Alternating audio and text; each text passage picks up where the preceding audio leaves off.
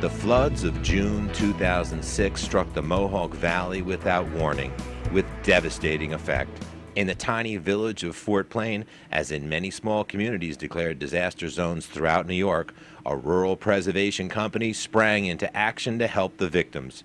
This is the story of one such company and a man whose cause demanded extraordinary efforts. For preservation companies everywhere, however, the extraordinary happens almost every day. I saw a newscast on Mr. G late one evening on the 11 o'clock news that had said he's a quadriplegic veteran living in the Fort Plain area and that he was displaced by the flooding. The valley's been covering Montgomery County, and Montgomery County was really hit hard by the floods of June 2006. And we basically adapt to any needs, any housing needs throughout the area to try to assist them in any way possible, and the flood victims really were a priority for us. Well, it rained all night. This was June 28th of 2006, and my aide came in the morning. He's joking, saying, "You better get ready to be evacuated." The rain stopped, but the water just kept coming down Willett Street. It was going west, and it started to go up my ramp and down in my cellar. And I was like, "This is crazy." I kept thinking it was going to evaporate. They devastated the community, and they really took effect on the housing stock of Montgomery County, especially in Fort Plain, Canajoharie, and the surrounding areas. I think most people are materialistic in the way that they got photo albums, and I had all that, photo albums and baseball cards and records and all kinds of stuff, all gone in a flood.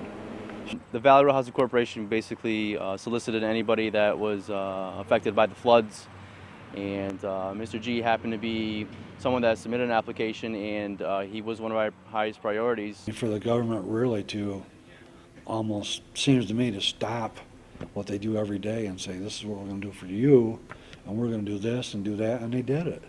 So I can't complain about anything or anybody. Every agency I've met has been fantastic.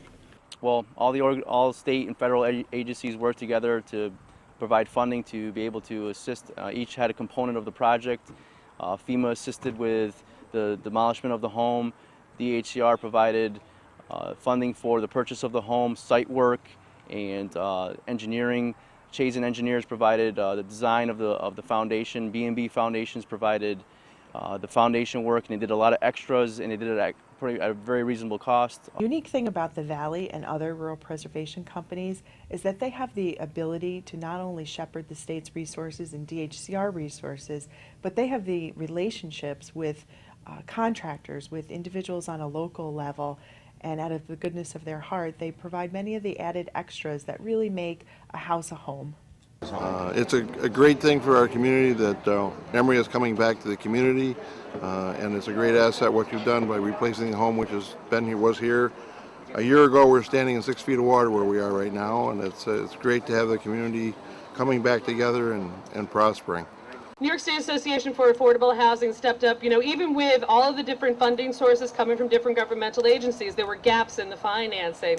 And to make this new home happen and to make it fully accessible, we really had to turn to some of our partners in the private sector. And NYSAFA stepped up and contributed $20,000 to make this project happen. How did NYSAFA get involved in this program? And congratulations. Obviously there was just a huge need, and one of the needs was for money. So, our developers kind of pulled together, and, we sort of passed the hat around. Well, the spirit of the community has been great. Everybody is in this whole area has rebounded, and things have come back really good. How important are programs and services like this? The most important. Without them, I wouldn't have a house to go back to. This would be my home in a nursing home. And it's a nice place to visit, but I don't want to be here eternally. I just have too much more to do outside, and I want to do things and see things. And without those agencies, I don't know what I would have done.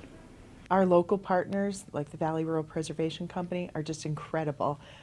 The work that they do on the ground, they are grassroots. They're working one-on-one with consumers every day, not just Mr. G, but other people as well that are impacted by floods or need different housing opportunities. we really couldn't do what we do if it weren't for organizations like the Valley. It's incumbent upon us as the State Division of Housing, when we have programs that we know can serve a need and we see a need demonstrated literally in our own backyard here in the Mohawk Valley, that we can bring our resources to the table and we can reach out to our private sector partners, to our partners in other state agencies, bring together all the resources. It's really about what we do as the Division of Housing.